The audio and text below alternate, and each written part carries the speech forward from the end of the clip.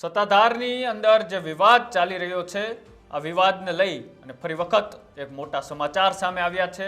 જે વિવાદ ચાલી રહ્યો છે આપા ગીગાના ઓટલાના મહંત એટલે કે વિજયદાસ અને તેમના મોટા ભાઈ એટલે કે નીતિન ચાવડાને લઈને હવે આની અંદર વિવાદને શાંત પાડવા માટે ગુજરાતભરના સનાતનીઓ એકઠા થયા છે અને સાધુ સમાજની એક મોટી મીટિંગ મળી છે અને આ મીટિંગની અંદર ગુજરાતભરના સનાતનના સાધુ એકઠા થયા છે ને સનાતનને લજવે તેવી વાત હતી, અનેક આક્ષેપો હતા। તે આક્ષેપોને લઈ અત્યારે આપા ગીગાના ઓટલા એટલે કે સત્તાધાર ખામ ખાતે ત્યાં સાધુ સમાજના દિગંબરો અને સાધુઓ ત્યાં ઉપસ્થિત રહ્યા અને વિજયદાસની સાથે એક બેઠક કરવામાં આવી અને બેઠકની અંદર આ વિવાદને શાંત પાડવા માટે, આ વિવાદને પૂરો કરવા માટેની અનેક ચર્ચાઓ પણ થઈ અને ચર્ચાઓ બાદ ત્યાં ઉપસ્થિત જે સાધુઓ હતા, જે સનાતનીઓ હતા, તેમને આ વિવાદને લઈને શું કહ્યું તે પણ એકવાર સાંભળો। વિજય બાપુ અહીંયા જે છે અત્યારે જે વિવાદ ચાલી રહ્યો છે તો વિજય બાપુના સાથે મળીને બધી વાતચીત કરી અને એમને અમે એ ભરોસો આપવા આવ્યા છીએ કે બાપુ આ સતની જગ્યા છે અને જે સતની જગ્યાના અંદર સત્તાધારમાં તમે સેવા કરી રહ્યા છો, અમે બધા સનાતનના સાધુઓ મહાત્માઓ, અત્યારે તમે જો દેહાણ જગ્યાની વાત કરીએ તો જગુ બાપુ અમારા મહામંડલેશ્વર જગજીવનદાસજી ભારતીય આશ્રમના પ્રતિનિધિ, અહીંયા મહાદેવ ભારતીજી, મહાદેવ ગિરિજી બાપુ, ચકાચક બાપુ ને બધા અમે આવ્યા છીએ।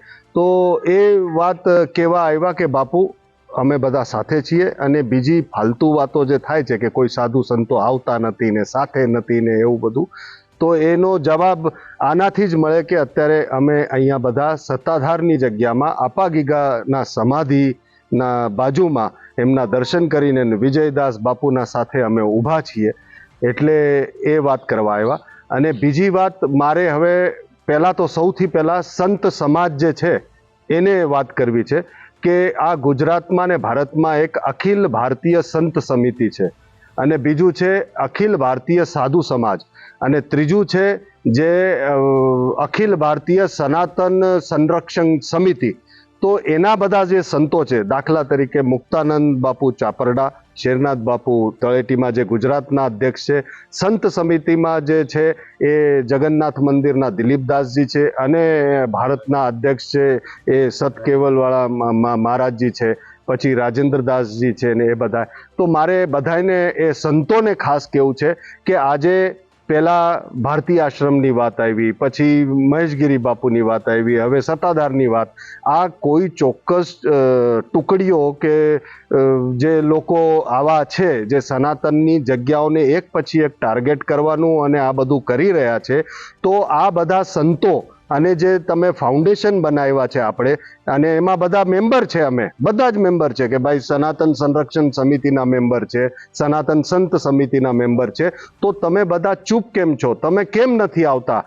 આજે એક વાત યાદ રાખવી પડશે બધા જ સાધુ સંતોને કે જે ચૂપ છે, આજે અહીંયા વારો આવ્યો, કાલે તમારી ત્યાં પણ ટકોરા વાગશે, એટલું યાદ રાખજો। અને સંત સમાજ જો હવે આગળ નહીં આવે તો આ બધા ફાવી જશે, આ બધા લૂંટારાઓ ફાવી જશે અને એના લીધે એ સનાતનને નુકસાન થશે। હું તો એક વાત ચોક્કસ કહીશ અને આપા ગીગાના સમાધિના બાજુમાં ઊભો છું કે બધા જ સંતોએ, વિજયદાસ બાપુને તો ખાસ કહીશ કે તમે એક ધર્મસભા બોલાવો, તમે પોતે બોલાવો ધર્મસભાને, અમે બધા સંતો આવશું અને તમે ત્યાં બધી સાચી વાત મૂકશો તો એનાથી બધાય સમાજને ખબર પડશે કે શું ચાલી રહ્યું છે, શું નથી।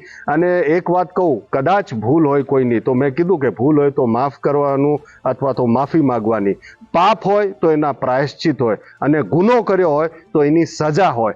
આમાં સત્ય શું છે એ બહાર આવશે તો એનાથી બધાને ખબર પડશે અને બધા ઉઘાડા પડશે, કેમ કે આમાં ઘણી વખતે એવું પણ હોય કે પિક્ચર જે ચાલી રહી છે એનો ડાયરેક્ટર તો બીજે જ ક્યાંક બેઠો હોય, એ ત્યાંથી પિક્ચર ચલાવતો હોય અને એની લીધે આ સનાતનની જગ્યાઓ બધી ટાર્ગેટ થતી હોય। તો હું એમને ખાસ કહીશ અને સરકારને ખાસ કરીને હું અપીલ કરવા માગું છું કે આવી બધી ચાંડાલ ચોકડીઓ જે જામી ગઈ છે, સનાતનની જગ્યાને ટાર્ગેટ કરી રહી છે, એની જરાક તપાસ કરાવો આમાં।